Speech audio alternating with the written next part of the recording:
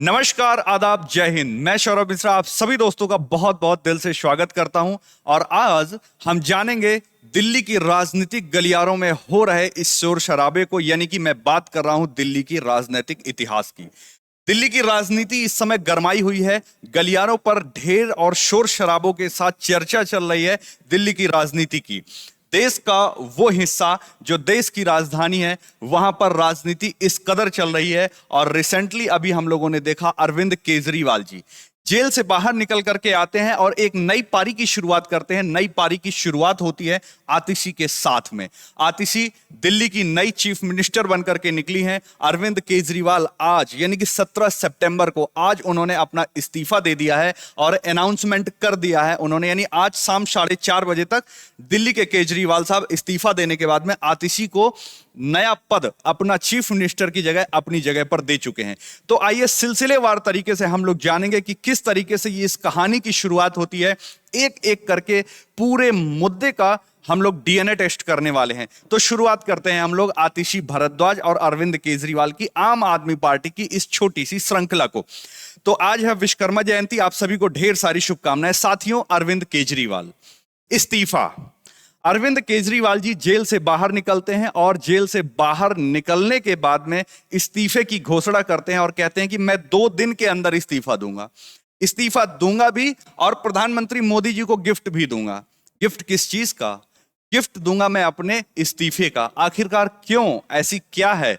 तो विपक्ष ने मांग की है। दिल्ली में जो विपक्ष है साथियों, वो बीजेपी है, तगड़ा विपक्ष है। और ऐसे में जब विपक्ष ने मांग की है कि हमको इस्तीफा चाहिए, जेल में रहते हुए अरविंद केजरीवाल साहब ने इस्तीफा तो नहीं दिया, लेकिन जेल से निकलने के बाद में बाहर आकर के नरेंद्र दामोदर दास मोदी जी के जन्म दिवस पर उन्होंने इस्तीफे के अनाउंसमेंट की बात कही। यानी कि 15 तारीख को निकल करके आते हैं केजरीवाल साहब और कहते हैं मैं 17 तारीख को अपना इस्तीफा दे दूंगा, नरेंद्र दामोदर दास मोदी जी के जन्म दिवस पर मैं उनको ये उपहार दूंगा।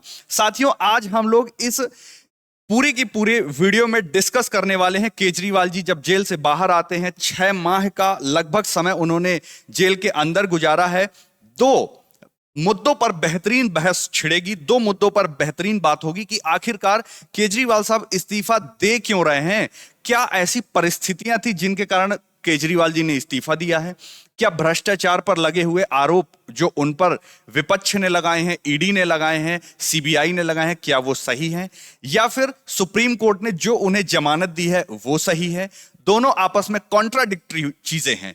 हालांकि हमें यह भी जानना है कि जमानत आखिरकार केजरीवाल जी की जो हुई है वो इसी समय पर क्यों हुई है। आखिरकार क्या इसके पीछे मुख्य कारण था जिसके लिए केजरीवाल जी को अभी जमानत पर रिहा किया गया है, अभी तक क्यों नहीं हुई? सारी चीजों को हम लोग एक एक करके यहां पर डिस्कस करने वाले हैं और आतिशी के इस सफर को हम लोग यहां तक लेकर के आएंगे जब वो मुख्यमंत्री के पद को ग्रहण करने वाली है। तो चलिए साथियों, आज की अपनी इस श्रृंखला को शुरुआत करते हैं।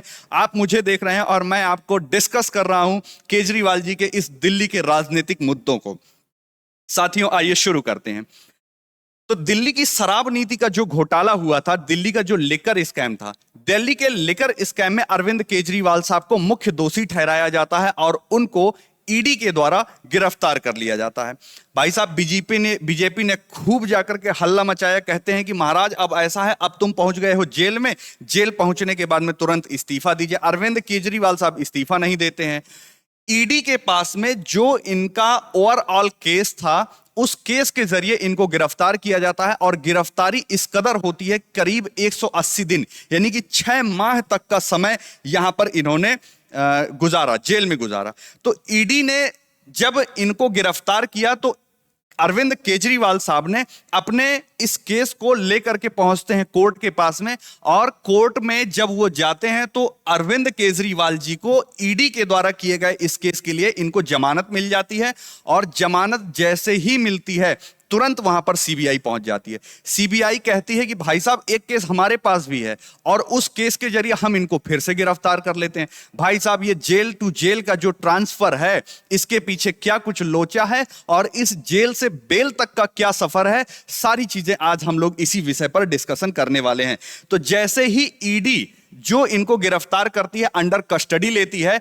अरविंद केजरीवाल के साथ में पूरा का पूरा इनके साथ में इंट्रोरोगेशन होता है और इंटेरोगेशन के बाद में जब इनको जेल ले जाया जाता है, इनको कोर्ट की तरफ से पूरी की पूरी जो इंटेरोगेशन के बाद में बेल है वो दे दी जाती है। तुरंत ही सीबीआई पहुंचती है। सीबीआई साथियों, कोई भी सरकार होती है, उस सरकार का मुख्य एजेंसी है सीबीआई, और सीबीआई को पिंजरा बंद तोता कहा गया है। जब इन्होंने सुप्रीम कोर्ट ने जमानत दी, तब उन्होंने सीबीआई को इस चीज के लिए लताड़ा कि आपको अपने एक इमेज जो आपकी बनी हुई है पिंजरे में बंद तोता, पिंजरे बंद तोते से आपको बाहर निकलना है और उस इमेज से बाहर रह करके काम करना है। साथियों, ये कहा जाता है और ये है भी कि जो सीबीआई है वो मिनिस्ट्री ऑफ होम अफेयर्स यानी कि गृह मंत्रालय के अधीन काम करती है, और सरकार ये चाहती है कि ये संस्थाएं हमको पोषित करती रहें, इन संस्थाओं के माध्यम से हमारी सरकार अच्छे से चलती रहे, जिसके लिए सीबीआई पहुंचती है और अरविंद केजरीवाल जी को अगेन गिरफ्तार कर लेती है। फिर से वही जेल टू जेल का सफर, और फिर उसके बाद सुप्रीम कोर्ट जी के साथ में जेल टू बेल का सफर। सारी चीजें यहां पर हम आप लोगों से डिस्कस करने वाले हैं। साथियों सुनिए, अब इन्फोर्समेंट डायरेक्टरेट यानी कि ईडी ने 21 मार्च को अरविंद केजरीवाल जी को गिरफ्तार किया। बहुत बढ़िया, चलती रही गाड़ी इनकी। फिर उसके बाद में जैसे ही इनको जमानत मिलती है जून में, सीबीआई पहुंच जाती है। सीबीआई 26 जून को इनको फिर गिरफ्तार कर लेती है। अब जो 2 जजों की बेंच थी, डीवी थी यानी कि ड्यूल बेंच, उन्होंने इनको जब जमानत दी तो जमानत में इन्होंने इस चीज के लिए कहा भी कि सीबीआई पिंजरे बंद तोते के पॉइंट ऑफ व्यू से और उस इमेज से बाहर निकल करके इनको काम करना है। साथियों, केजरीवाल जी बाहर 2 दिन में इस्तीफा देने के लिए कहते हैं। जब वो बाहर आते हैं, उनका कहना होता है कि हम 2 दिन में आएंगे और आकर के अपना इस्तीफा दे देंगे। तो अब यहां पर सवाल या निशान ये बनता है, जब सुप्रीम कोर्ट इन पर सुप्रीम कोर्ट ने जब सीबीआई पर ये सवाल लगा दिया, तो कहीं ना कहीं ये हमारे लोकतंत्र के लिए एक गहरा धब्बा है, लोकतंत्र के लिए एक ये बहुत बड़ा सदमा है, खतरा है कि हमारी एजेंसीज जो हमारी गवर्नमेंट है उनके लिए प्रॉपर तरीके से काम कर रही होती हैं। तो अब आइए हम एक एक करके कारण जानने की कोशिश करते हैं कि आखिरकार अरविंद केजरीवाल जी जो गिरफ्तार होने के बाद में बाहर निकल करके आते हैं, वो इस्तीफा क्यों दे रहे हैं। तो अरविंद केजरीवाल जी जब बाहर निकल करके आते हैं, अरविंद केजरीवाल जी का कहना है कि मैं अग्नि परीक्षा दूंगा। सीता मैया ने 14 साल बाद अग्नि परीक्षा दी थी, मैं भी 6 महीने की कठोर तपस्या के बाद, जेल से बाहर निकलने के बाद इस्तीफा दूंगा, और मैं अग्नि परीक्षा में जब तक सफल नहीं हो जाऊंगा, मैं तब तक दिल्ली की जनता जब तक मुझको स्वीकार नहीं कर लेती है, मैं तब तक दिल्ली की गद्दी पर नहीं बैठूंगा, लिहाजा मैं इस्तीफा दे रहा हूं।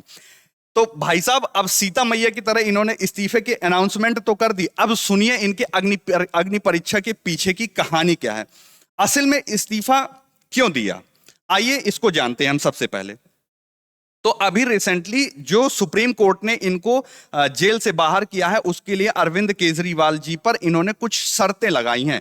उन शर्तों को हम सबसे पहले जान लेते हैं। अरविंद केजरीवाल साहब बाहर निकलते हैं, अपने परिवार से मिलते हैं, भाई साहब पूजा पाठ करते हैं, सब सारी चीजें एकदम मस्त। अब अरविंद केजरीवाल जी निकल करके आते हैं, कहते हैं कि अब आइए हम अपने राजनीति की शुरुआत करते हैं। केजरीवाल जी जमानत पर निकल करके आते हैं और केजरीवाल जी को 6 शर्तें कोर्ट के द्वारा लगाई जाती हैं। इस शर्तों पर ध्यान दीजिए, इसी के पीछे लॉजिक छिपा हुआ है कि अरविंद केजरीवाल जी ने आखिरकार जमानत किस तरीके से पाई है और क्यों उन्होंने यहां पर जो पद है सीएम पद का, उस सीएम पद को क्यों छोड़ दिया है। इस चीज को हम यहां पर जानते हैं। तो सबसे पहला पॉइंट जो सुप्रीम कोर्ट ने इनके पीछे शर्तें लगाई है, अरविंद केजरीवाल जी मुख्यमंत्री कार्यालय नहीं जा सकते हैं। मोस्ट इंपॉर्टेंट भाई साहब, एक एक करके इनको इस तरीके से लपेटा गया है। वो क्या कुछ चीजें हैं, आइए देखते हैं। सुप्रीम कोर्ट ने कहा भाई साहब सुनो, ऐसा है कि केजरीवाल जी आप जो है मुख्यमंत्री कार्यालय नहीं जाएंगे। बोले कहते हैं ठीक है कोई बात नहीं, मुख्यमंत्री कार्यालय नहीं जाऊंगा सरकार, कोई दिक्कत नहीं है। जैसे मैं जेल से काम कर रहा था वैसे ही मैं मुख्यमंत्री कार्यालय नहीं जाऊंगा, काम करता रहूंगा। बहुत बढ़िया। फिर उसके बाद केजरीवाल जी के पास कहते हैं आप सुनो, किसी सरकारी फाइल पर भी काम नहीं करोगे, सरकारी फाइल पर किसी भी तरीके का हमें साइन नहीं नजर आना चाहिए। कहते हैं साहब अब तो गड़बड़ हो गई गाड़ी, अगर हम किसी सरकारी फाइल पर साइन भी नहीं कर सकते हैं तो फिर हम करेंगे क्या? आफ्टर ऑल अगर सरकारी फाइल पर केजरीवाल जी साइन नहीं करेंगे तो कौन करेगा? तो भाई साहब जो एलजी हैं, लेफ्टिनेंट गवर्नर हैं, और ये लेफ्टिनेंट गवर्नर किसके हैं? ये भारतीय जनता पार्टी के हैं। अब ये लेफ्टिनेंट गवर्नर हैं जो वो भारतीय जनता पार्टी के हैं, सरकारी फाइल पर साइन नहीं कर सकते, तो फिर भाई साहब हम पद पर बने ही क्यों हैं? तो एक मुख्य कारण ये नजर करके आता है कि हमको किसी भी सरकारी फाइल पर साइन नहीं करना है। ये एक मुख्य कारणों में से एक है अरविंद केजरीवाल जी के इस्तीफे का। ठीक है, फिर उसके बाद जांच में बाधा डालने या गवाहों को प्रभावित करने और सार्वजनिक बयान भी नहीं दे सकते हैं। यह भी एक मुख्य मुद्दा निकल करके आता है कि अरविंद केजरीवाल साहब कोई भी सार्वजनिक बयान नहीं दे सकते हैं। भाई साहब जब तक हम मुख्यमंत्री हैं हम कोई बयान नहीं दे सकते, हम सरकारी फाइल पे साइन नहीं कर सकते, तो हम पद पर बैठे ही क्यों हैं? तो अरविंद केजरीवाल जी अब यहां पर अपने इस्तीफे की घोषणा करते हैं। ढेर सारी चीजें हैं जो अब यहां पर जुड़ेंगी, लेकिन अरविंद केजरीवाल जी जब सरकारी फाइल पर साइन नहीं करेंगे, मैं अपने इस्तीफे की घोषणा करूंगा, तो भाई साहब जो इनके साथ जुड़े हुए लोग थे, जो इनके फर्स्ट फ्रंट लाइन वर्कर थे, जो इनके साथ में दिखने वाले चेहरे थे, मनीष सिसोदिया जी और सौरभ भारद्वाज, ढेर सारे चेहरे, उनके पास में लॉटरी लग गई। मतलब उनके अंदर खुशी की लहर दौड़ पड़ी कि आखिरकार अब केजरीवाल जी तो गए, अब हमारी लॉटरी लग गई, अब ये पद हमको मिलने वाला है। खुशी तो मिली, लेकिन अरविंद केजरीवाल जी ने अपने साथ ही साथ लपेट लिया मनीष सिसोदिया जी को। बोले, कहते हैं मनीष सिसोदिया और हम दोनों लोग लपेटे गए हैं इस शराब नीति में, और हम दोनों ही लोग अपने पदों का निर्वहन नहीं करेंगे। अब हम यहां पर अपने इस्तीफे की घोषणा करते हैं। बहुत बढ़िया, लेकिन अब इस्तीफा क्यों दिया है और क्या क्या चीजें हो सकती हैं, वो सारी की सारी चीजें हम यहां पर एक एक करके जानते हैं। ठीक है, अब साथियों चीफ मिनिस्टर साहब हैं, इन्होंने अपना इस्तीफा दिया। एक कहानी मैं यहीं पर जोड़ रहा हूं। एक कहानी ऐसी है कि साथियों यूपीए की गवर्नमेंट थी। यूपीए की गवर्नमेंट में आप लोगों ने देखा होगा प्रधानमंत्री थे मनमोहन सिंह जी, और जो फ्रंट टाइम पर वर्क कर रही थी वो थी सोनिया गांधी जी। यानी कि ये पार्टी की कार्यकर्ता थी, पार्टी की अध्यक्ष थी, और ये सिर्फ एक सिग्नेटरी पीएम की तरह काम कर रहे थे। बस इनको सिर्फ, इनके ऊपर कई सारी बुक लिखी गई, इतिहास साक्षी है कि मनमोहन सिंह जी सिर्फ और सिर्फ प्राइम मिनिस्टर ही थे। सारी सुप्रीम पावर जो थी वो सिर्फ और सिर्फ सोनिया गांधी जी के पास में हुआ करती थी। तो यूपीए हालांकि इस चीज को डिनाई करती है कि नहीं ऐसा कुछ भी नहीं था, लेकिन बीजेपी और विपक्ष इस चीज के लिए हमेशा प्रचार प्रसार करते रहे कि ऐसा ही है। ऐसे ही same to same chief minister कोई और होगा, अरविंद केजरीवाल जी फ्रंट टाइम पर सुपर पावर बनकर के आएंगे। यानी कि सोनिया गांधी की तरह अरविंद केजरीवाल जी अपनी छवि को बनाना चाहते हैं। वो सोचते हैं कि जैसे ही इन्होंने काम किया है वैसे ही हम भी काम करेंगे। भाई साहब बड़ी इंटरेस्टिंग कहानी जुड़ती है। चीफ मिनिस्टर या प्रधानमंत्री तो नहीं बनाऊंगा मैं, लेकिन मैं उससे बड़ा चेहरा बनूंगा, मैं उनको बनाने वाला बनूंगा। चाणक्य की भांति मैं सिर्फ और सिर्फ इनको बनाने का काम करूंगा। ऐसे ही एक यहां पर चीजें जोड़ती है। आप लोगों ने पार्टी के हेड के रूप में अरविंद केजरीवाल जी को जाना है। आम आदमी पार्टी जिसके ये हेड हैं, जिन्होंने पार्टी को बनाया है, और इनका कहीं ना कहीं इस चीज के लिए कहना है कि हमारे पंजाब जैसे राज्य, भाई साहब सोच करके देखिए, पंजाब जो कि इन्हीं के अधीन है, इसकी जीडीपी है जो वो दिल्ली की जीडीपी से आगे है। मतलब एक ऐसे चीफ मिनिस्टर जो दिल्ली के हैं और एक ऐसे चीफ मिनिस्टर जो पंजाब के हैं, इनकी जीडीपी से कहीं कम है। तो इनका, अरविंद केजरीवाल साहब जी का कहना यह है कि हम चीफ मिनिस्टर नहीं बनेंगे। हालांकि हम अपनी जो इमेज है अरविंद केजरीवाल साहब, उस इमेज को सोनिया गांधी की जैसा बनाना चाहते हैं। अब उसके लिए जरूरी यह है कि हम चीफ मिनिस्टर भले ना रहें, लेकिन हम पार्टी के मेन लीडर होंगे और हमारे अंडर में 4-5 चीफ मिनिस्टर काम कर रहे होंगे, जैसे कि भगवंत मान साहब। ठीक है, आई होप कि आप लोगों को चीजें समझ में आ रही होंगी। तो अब सवाल आता है आपके सामने। बीजेपी का कहना यह है कि भाई साहब ये बताइए, हम 6 माह से आप लोगों के बीच में डिमांड कर रहे हैं कि आप लोग जो है इस्तीफा दीजिए, इस्तीफा दीजिए। 6 माह से बीजेपी चिल्ला रही है, लेकिन इस्तीफा नहीं देते हैं। आखिरकार क्या कारण है कि अभी ही इस्तीफा दिया जा रहा है, और क्या कारण है? तो चीफ मिनिस्टर साहब का कहना यह है, बीजेपी ने कहा, चीफ मिनिस्टर साहब अगर आप जो इस्तीफा आज दे रहे हैं, यही इस्तीफा अगर आपने 6 महीने पहले दे दिया होता, जैसे ही आप जेल गए थे, तो आपकी छवि तो और भी अच्छी हो जाती। जिस छवि को आज आप बनाने वाले हैं वही छवि आपकी बहुत पहले बन गई होती, ज्यादा अच्छा ये रहता। बीजेपी कहीं ना कहीं इस चीज को देख रही है और बीजेपी की इमेज है जो साथियों, वो इस मामले में अभी बिगड़ी हुई है। बिगड़ी हुई बीजेपी की इमेज क्यों है? क्योंकि आप लोगों ने कुछ समय पहले देखा था जब अरविंद केजरीवाल साहब गिरफ्तार हुए थे, उसी समय पर एक गिरफ्तारी और हुई थी, और वो थी किसकी? हेमंत सोरेन साहब की। बहुत इंटरेस्टिंग कहानी है, इसको बहुत ध्यान से समझिएगा। तो बीजेपी की जो इमेज है इस मामले में बहुत ज्यादा डाउन है कि भाई साहब वहां पर खुचड़ पेच करके लोगों को हटा करके अपनी सरकार को किसी भी तरह से बनाने का जो काम है वो इनको करना ही करना होता है बीजेपी वालों को। तो उसी समय पर केजरीवाल अरेस्ट होते हैं, कुछ समय बाद उसी समय पर हेमंत सोरेन साहब अरेस्ट होते हैं, और इसी गिरफ्तारी के बाद हेमंत सोरेन साहब जेल से इसी स्टाइल में इस्तीफा दे देते हैं और अपनी जगह वो एक नए व्यक्ति को, परिवार के किसी व्यक्ति को नहीं, एक नए व्यक्ति को चीफ मिनिस्टर बना करके रख देते हैं। भाई साहब उनका नाम क्या था?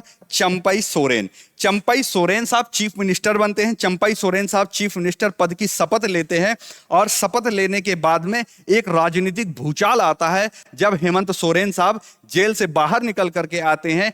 जब जेल से हेमंत सोरेन साहब बाहर निकल करके आते हैं तो इनको मालूम चलता है कि चंपई सोरेन ने बीजेपी ज्वाइन कर ली है। यही टुकड़ा कहीं अरविंद केजरीवाल के साथ रिवाइज ना हो जाए। अरविंद केजरीवाल जी इस कांड को बहुत अच्छे से देख रहे हैं कि जब झारखंड में यह चीज हुई है कि हमने अपना चीफ मिनिस्टर बैठा दिया है, हालांकि बीजेपी वालों ने हमारे चीफ मिनिस्टर को ही रख लिया है अपने पास में, तो कहीं अगर ऐसा ही हमारे साथ भी रिवाइज हो गया तो हम क्या करेंगे? सवाल तो बनता है भाई साहब। अब जब सवाल बनता है तो अरविंद केजरीवाल जी हैं तो राजनीतिक व्यक्ति ही, ऐसे थोड़ी आरएएस की परीक्षा पास करने के बाद में, आरएएस की नौकरी छोड़ने के बाद में उन्होंने भ्रष्टाचार के मुद्दे को लेकर के चीफ मिनिस्टर पद की यात्रा तय कर ली थी। तो हेमंत सोरेन साहब की इस कांड को जब अरविंद केजरीवाल जी ने देखा, उन्होंने कहा नहीं साहब कुछ तो गड़बड़ है दया, इसलिए हम जो है अब चीफ मिनिस्टर पद से इस्तीफा नहीं देंगे, हमें ही भले ही जेल से काम करना पड़ेगा तब भी हम करेंगे। तो अब इसलिए ये अरविंद केजरीवाल साहब जब बाहर आते हैं तो बाहर आकर के उन्होंने सोचा कि अब मैं इस्तीफा दूंगा, अब अगर कोई चीज गड़बड़ होती है तो चाणक्य की भांति मैं चीजों को पीछे से बैक फुट पे आकर के चीजों को संभालता रहूंगा। केजरीवाल जी राजनीति के पक्के जानकार, इन्होंने सोचा कि भाई साहब चलिए इनको तोड़ने के लिए कुछ ना कुछ समीकरण बैठाना पड़ेगा। तो ऐसे में बेल की टाइमिंग बड़ी महत्वपूर्ण हो जाती है, यानी कि अरविंद केजरीवाल जी की जो जमानत है वो जमानत अभी क्यों हुई है, वाई, क्यों, आखिरकार क्या कारण था कि अरविंद केजरीवाल जी को बेल अभी ही मिली है? यहां पर एक बहुत ही महत्वपूर्ण चीजें जुड़ करके आती हैं आपके सामने। क्या है भाई साहब? अरविंद केजरीवाल जी 5 माह के अपने 6 माह के कार्यकाल का बलिदान देते हैं जब वो जेल में रहते हैं। केजरीवाल साहब बाहर आकर के एक सिंपैथी कार्ड खेलते हैं।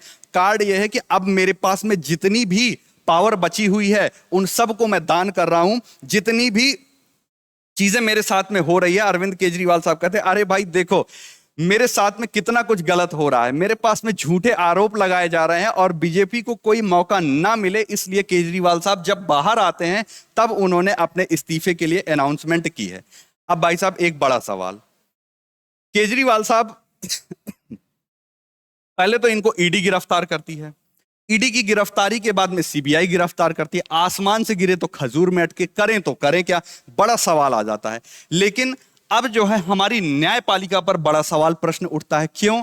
क्योंकि रिसेंटली अभी आप लोगों ने नरेंद्र दामोदर दास मोदी जी की और न्यायपालिका की बढ़ती हुई इस गहरी दोस्ती को भी देखा होगा, जहां पर विपक्ष इस चीज के लिए कहता है कि अगर कार्यपालिका और न्यायपालिका ही आपस में सेटिंग कर बैठेंगे तो भाई साहब हम न्याय मांगने कहां जाएंगे। इसलिए विपक्ष भी कहीं ना कहीं इस चीज के लिए खड़ा होकर के सामने आता है कि अगर ये दोनों दोस्ती कर बैठेंगे तो हम कहां जाएंगे, हम न्याय किससे मांगेंगे। और अभी जस्ट आपने कुछ दिन पहले ही देखा था Narendra Modi ji chief justice G के घर पर जाते हैं और जा करके अपनी दोस्ती का हाथ बढ़ाते हैं, वहां पर गणपति पूजा में पार्टिसिपेट करते हैं। कौन? नरेंद्र मोदी जी।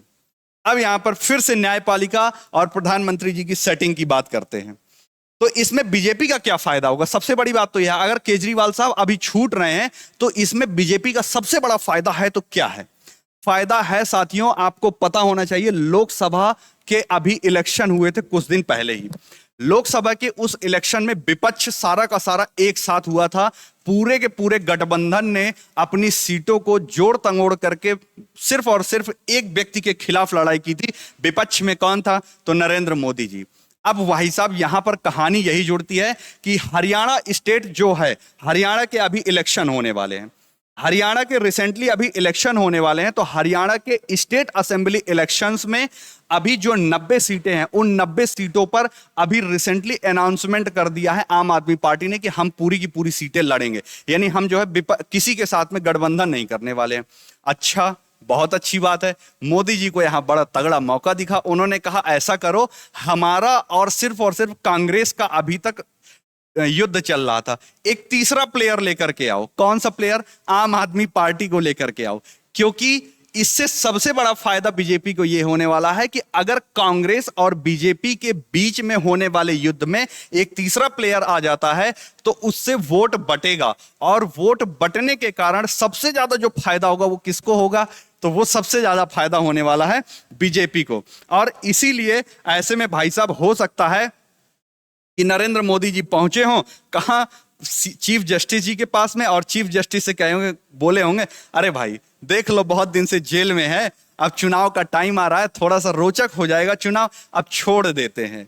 तो अब ये सारी चीजें, त्रिकोणीय मुकाबला हो गया है हरियाणा के स्टेट चुनाव में। ये सारी की सारी चीजें आप लोगों के लिए महत्वपूर्ण हो जाती हैं। मैंने आप लोगों को इस मुद्दे को बड़े ही इंटरेस्टिंग तरीके से बताने की कोशिश की है। पूरे के पूरे राजनीति में, दिल्ली की राजनीति में क्या कुछ चल रहा है, शायद आप इससे कुछ चीजों को कनेक्ट कर पाए होंगे। फिलहाल दिल्ली के चीफ मिनिस्टर का एक नया चेहरा हमारे सामने आता है और वो है आतिशी भारद्वाज। दिल्ली की नई चीफ मिनिस्टर बनती है आतिशी भारद्वाज। रेस में तो बहुत सारे लोग थे, आतिशी के अलावा कैलाश गहलोत थे, सौरभ भारद्वाज थे और गोपाल राय थे, और फिर एट लास्ट एक महत्वपूर्ण चेहरा था, सबसे महत्वपूर्ण, सुनीता केजरीवाल। हालांकि इनको पीछे करते हुए अरविंद केजरीवाल साहब ने आतिशी भारद्वाज को अपने यहां नया चीफ मिनिस्टर दिल्ली का घोषित कर दिया है, और पिंजरे बंद तोते की एक बहुत ही गहमा गहमी वाले मुद्दे को छोड़ते हुए हम लोग इस जगह पर आकर के खड़े हो गए हैं कि हमें हमारा नया चीफ मिनिस्टर यानी कि दिल्ली का चीफ मिनिस्टर मिल गया है, और नाम है उसका आतिशी भारद्वाज। मुझे उम्मीद है कि आपको मुद्दा पसंद आया होगा। मुद्दे पसंद आए हों तो वीडियो को लाइक करिएगा। राजनीति में क्या कुछ चीजें चल रही हैं इंटरेस्टिंग मुद्दे के साथ में मैंने आप लोगों को बता दिया है। वीडियो पसंद आया तो वीडियो को लाइक और शेयर जरूर करिएगा। मुलाकात होगी आप सभी प्यारे दोस्तों से नेक्स्ट वीडियो में। यह था हमारा detail discussion. I hope We love you all and I love you all of you my dear family members। बस इन शब्दों के साथ में कि अपना ख्याल रखिएगा, अपनों का ख्याल रखिएगा, इस आशा और उम्मीद के साथ में कि आप अपने गरिमामय सपनों को और अपने माता पिता के दिलों में दफन हुए सपनों को उजागर करते हुए एक नए ज्योति और एक नए प्रकाश के साथ में अपने जीवन को आगे बढ़ाएंगे। चलिए साथियों, वीडियो को एंड करते हैं। अपने व्यक्तित्व को इस तरीके से विकसित करिएगा कि माताएं, बहनें और बुजुर्ग सब आपसे सुरक्षित और संरक्षित महसूस करें। और फिलहाल राजनीति के इस मुद्दे में आप क्या कुछ सोचते हैं, नीचे कमेंट करके जरूर बताइएगा। जय हिंद, वंदे मातरम, भारत माता की जय। Love you all.